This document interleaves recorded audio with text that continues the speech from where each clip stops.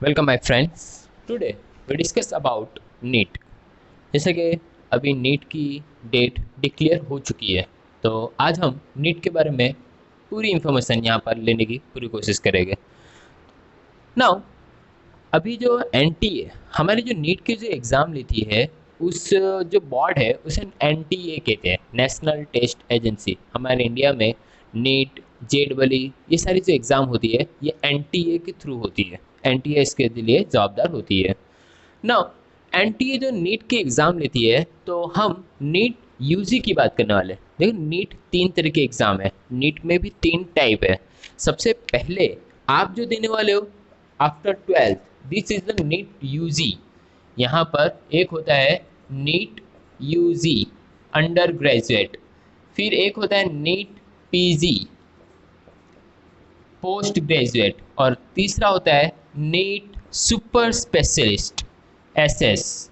तो यहाँ पर ये तीन तरीके की नीट होती है, और आफ्टर ट्वेल्थ आप ध्यान दे रहे हो, इसलिए आपको सिर्फ और सिर्फ नीट यूजी पे ध्यान देना है। ये जो नीट यूजी है, this is given after twelfth. फिर ये जो नीट पीजी है, ये किन लोगों के लिए है? आप जब आफ्टर 5.5 ईयर एमबीबीएस क्लियर कर लोगे, उसके बाद आप एमएस, एमडी, एमएस यानी कि master of surgeon, doctor of medicine, तो इस सिचुएशन में आप यहाँ पर ये नीट पीजी की एग्ज़ाम दोगे, यानी कि आफ्टर ट्वेल्थ के बाद आप जो एग्ज़ाम देते हो उसे हम नीट यूजी कहते हैं। आफ्टर एमबीबीएस के बाद या ट्वेल्थ के बाद ये एमबीबीएस करोगे, एमबीबीएस के बाद आप एमएसएमडी बनने के लिए नीट पीजी के एग्ज़ाम दोगे, और इसके भी बाद आपने एमएसएमडी की एग्ज़ाम दे दी, आप डॉक्टर ऑफ मेडिसिन यानी कि एमडी बन गए हो, मास्टर ऑफ सर्जन सर्जन बन गए हो। उसके बाद अगर आपको इसमें भी सुपर स्पेशलिस्ट होना है, सुपर स्पेशलिस्ट जैसे कि कार्डियोलॉजिस्ट, अब एमएसएमडी करने के बाद एक हार्ट के पर्टिकुलर पार्ट के ऊपर एकदम सुपर स्पेशलिस्ट होना है, तो उस वक्त आपको नीट सुपर स्पेशलिस्ट की एग्ज़ाम दी जाती है। नाउ, अब यहाँ पर ये सारे कोर्सेज के बारे में आप बहुत ज़्यादा डिटेल में इन फ्यूचर तो पर जानते रहोगे, पढ़ते रहोगे। यहाँ पर ये एमबीबीएस एमएसएमडी के बाद होगा, यानी कि एमएसएमडी के आप क्लियर कर लो, उसके बाद आप एमएसएमडी के बाद सुपर स्पेशलिस्ट के एग्ज़ाम दे दो। अब इसमें पर्टिकुलर हमारे बॉडी पार्ट के पर्टिकुलर ऑर्गन के पर्टिकुलर पार्ट पर ही आप एकदम सुपर स्पेशलिस्ट बनते हो। नाउ, ये तो ठीक है, अब ये सारी इन्फॉर्मेशन आपके इन फ्यूचर भी काम मिलती रहेगी, पर हम अभी सिर्फ और सिर्फ फोकस करेंगे नीट यूजी के ऊपर। नीट यानी कि national eligibility cum entrance test in under graduate ना। अब ये जो नीट यूजी की जो एग्ज़ाम है, इसके बारे में मार्क्स सिस्टम हम देख लेते पहले। मार्क्स नाउ, अब नीट की जो एग्ज़ाम थी वो लास्ट 2 ईयर के अंदर, जैसे कि लास्ट 2021 में और दिस 2022 में, दोनों टाइम में पेपर पैटर्न थोड़ा चेंज करा गया है। पहले की जो एग्ज़ाम होती थी उसमें 180 क्वेश्चन होते थे और 720 मार्क्स का पेपर होता था। Now today in this year also यहाँ पर 200 क्वेश्चन हो गए, मार्क्स 720 रह गए, बट यहाँ पर कुछ मतलब कि आपके लिए इजी बनाया गया है थोड़ा। तो देख लेते हैं हम यहाँ पर मार्क्स पैटर्न में क्या चेंजेस है। पहले तो मार्क्स के सिस्टम की बात कर लेते हैं। यहाँ पर नीट की एग्ज़ाम के अंदर सारे के सारे एमसीक्यू क्वेश्चन ही हो गए, और एक एमसीक्यू का आपको राइट आंसर पर 4 मार्क्स मिलेंगे। और अगर आपका एमसीक्यू छोड़ देते हो, यानी कि आप उसे अटेम्प्ट नहीं करोगे, तो एमसीक्यू को ब्लैंक करने पर, ब्लैंक यानी कि आप उसके छोड़ दोगे, तो आपको 0 मार्क्स मिलेंगे। और अगर आपने एमसीक्यू अटेम्प्ट करा है और वो रॉन्ग पड़ा, तो आपके जो भी मार्क्स आए होंगे उसमें से -1 एक एमसीक्यू पर कट करा जाएगा। यानी कि अगर आपका रॉन्ग पड़ता है एमसीक्यू, तो आपको -1 मार्क्स मिलेगा। तो ये मार्क्स सिस्टम है। अब मार्क्स सिस्टम के अंदर भी हम जरा ध्यान दें, तो इसमें आप देखा जाए तो 4 मार्क्स राइट पर और रॉन्ग पर -1 है ना। अब इस हिसाब से आप सोचते होंगे कि टोटल हमारी एमसीक्यू के एग्जाम में है, तो यहाँ पर टोटल कितने क्वेश्चन हो गए? तो यहाँ पर टोटल 180 क्वेश्चन होते हैं। ऐसे आपके जो अभी भी कंपलसरी क्वेश्चन तो 180 है, अभी पेपर स्टाइल क्या है वो हम देखेंगे। तो 180 क्वेश्चन के इंटू 4 करेंगे तो 720 मार्क्स होते हैं, और अगर आप रॉन्ग करोगे तो आपके मार्क्स उतने कट होते जाएंगे।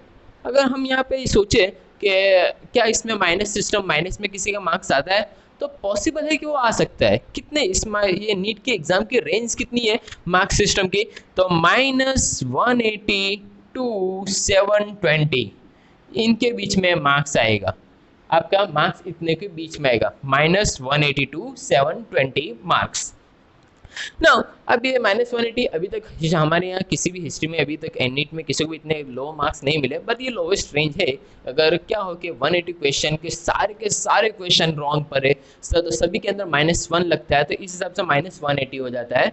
और 720 की बात करें तो लास्ट 2 ईयर में, जैसे कि हम नीट 2020 में और 2021 में कुछ स्टूडेंट्स के आउट ऑफ 720 टू 720 मार्क्स आए हैं।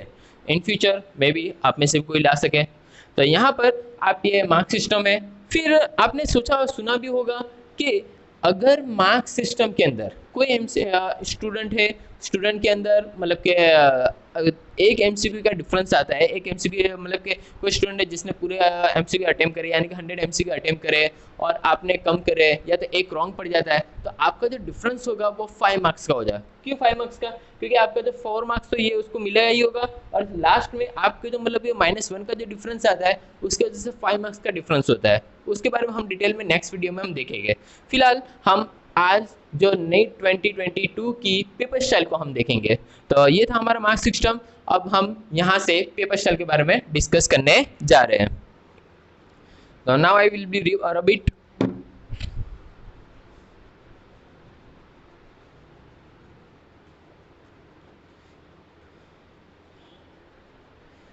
अब जैसा कि हम सभी को पता है कि पेपर स्टाइल के अंदर 3 सब्जेक्ट्स हो गए मेनली। जैसा कि हम सभी जानते हैं कि पेपर स्टाइल में 3 सब्जेक्ट होते हैं, बट नीट ने बायोलॉजी सब्जेक्ट को 2 पोर्शन में डिवाइड करा है।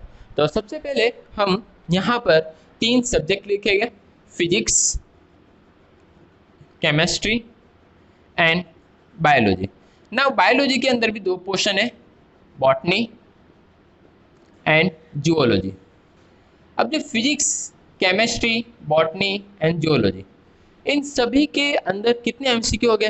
तो पहले की जो पेपर स्टाइल थी उसमें 45 क्वेश्चन होते थे, बट लास्ट 2 ईयर से और इस साल भी नीट 2022 में भी पेपर स्टाइल चेंज है। अब इसमें इन्होंने क्या करा है कि फिजिक्स के यहाँ पर इनमें 2 सेक्शन हो गए, section A and section B. Section A के अंदर 35 क्वेश्चन हो गए, 35 क्वेश्चन हो गए। सेक्शन बी के अंदर 15 क्वेश्चन हो गए। नाउ अब ये जो पहला सेक्शन है 35 क्वेश्चन, ये कंपलसरी है, ये कंपलसरी है।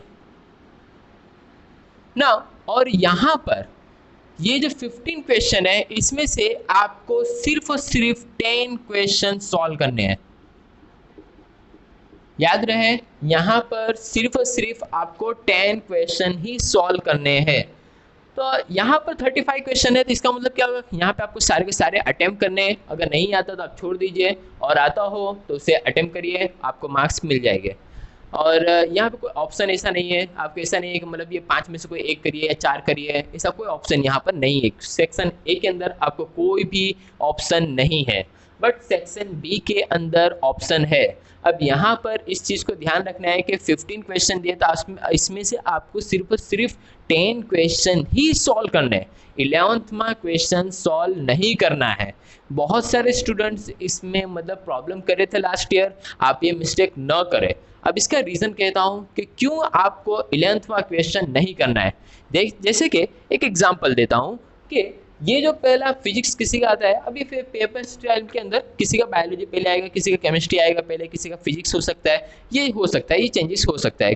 तो और वो आप मतलब सेक्शन जो होता है वो ऊपर नीचे, क्वेश्चन का मतलब के सीक्वेंस चेंज हो सकती है, वो सब हो सकता है। बट यहाँ पर ये जो सेक्शन ए और सेक्शन बी जो है, इसमें आपको ध्यान देना है कि जो सेक्शन बी के अंदर 15 क्वेश्चन है, समझो कि हम फिजिक्स की बात कर रहे हैं, तो फिजिक्स के अंदर 1 to 35 क्वेश्चन तो ये तो कंपलसरी है, ये तो आपको मतलब इसमें कोई भी ऑप्शन नहीं है।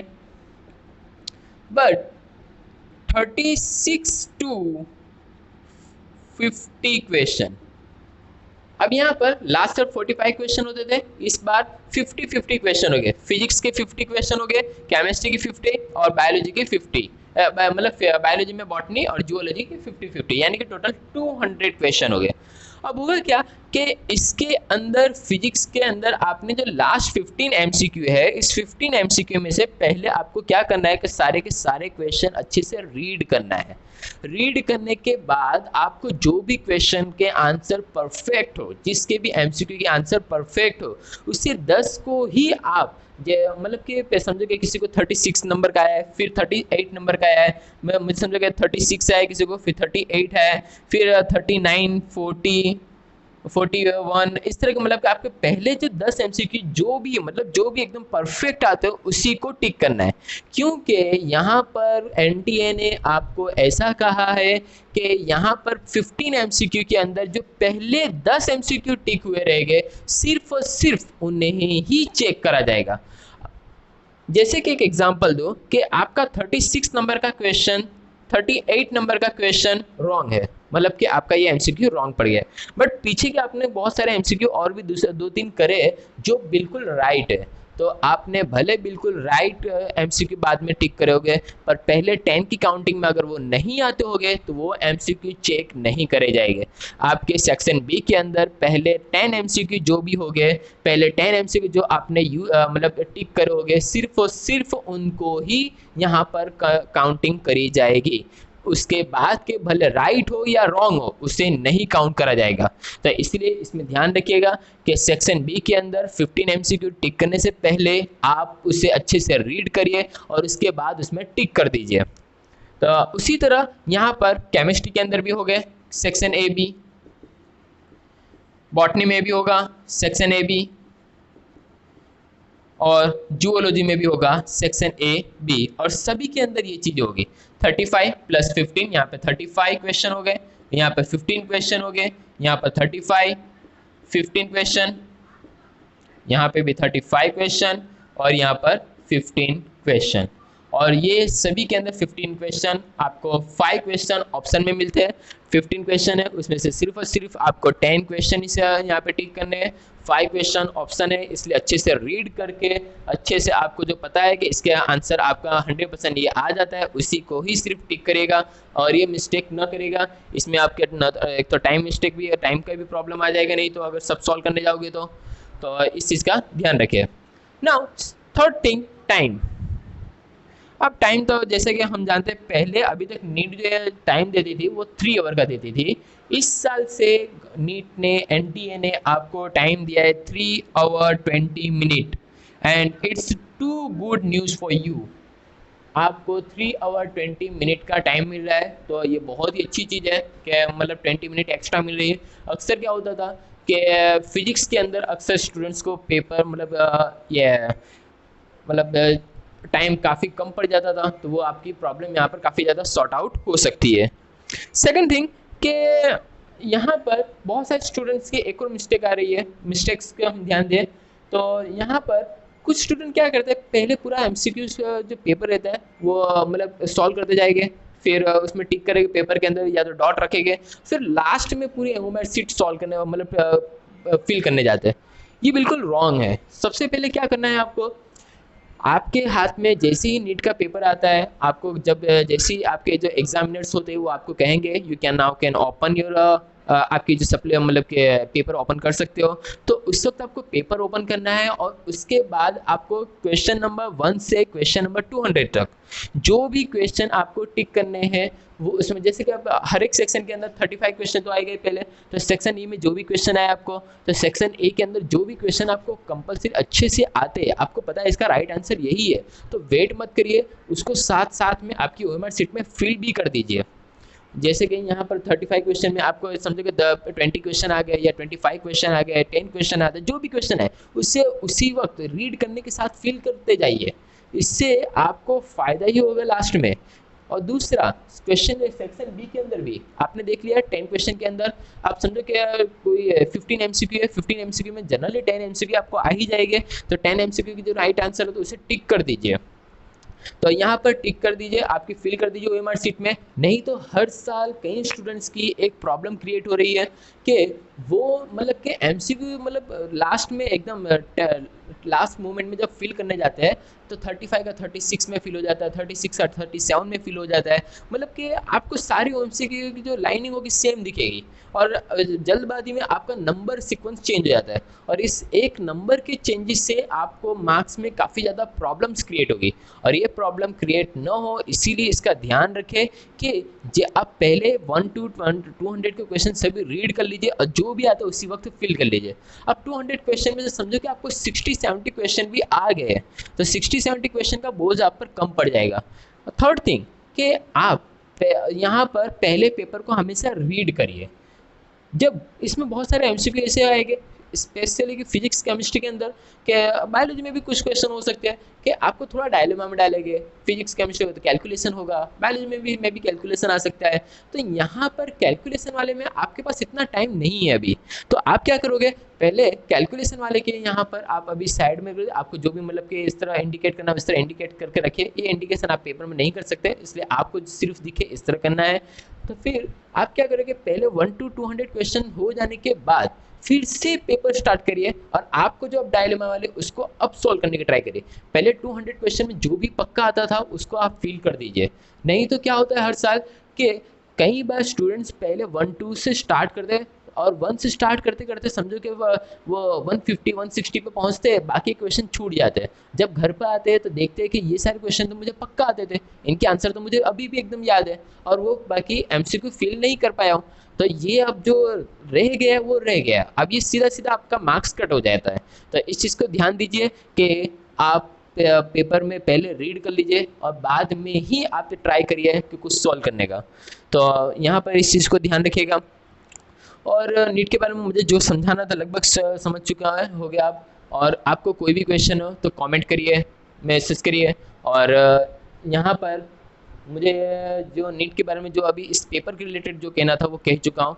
इसके अलावा भी बहुत सारी चीज़ें नीट एग्ज़ाम कौन कौन से लिए तो सारी medical exams specially MBBS, BAMS, BHMS, BUMS, BDS इन सभी के अंदर एडमिशन लेने के लिए आपको नीट क्वालिफाई करना नेसेसरी है।